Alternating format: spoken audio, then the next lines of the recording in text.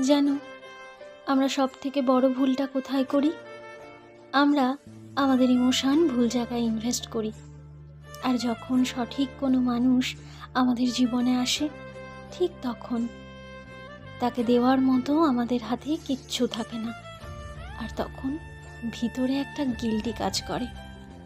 যদি যদি এই মানুষটি আমাদের জীবনে আগে আসতো, কত নাই ভালো হতো। বাট আনফর্চুনেটলি সেটা কখনোই সম্ভব না, কারণ প্রতিটা মানুষ একটা নির্দিষ্ট সময়ে আমাদের জীবনে আসে। আর তাই তোমার ইমোশন কোথাও ইনভেস্ট করার আগে 100 টাইমস সেটা নিয়ে খুব ভালো করে ভাবো, কারণ তোমার ইমোশনস খুব মূল্যবান আর সবাই সেটা ডিজার্ভ করে না।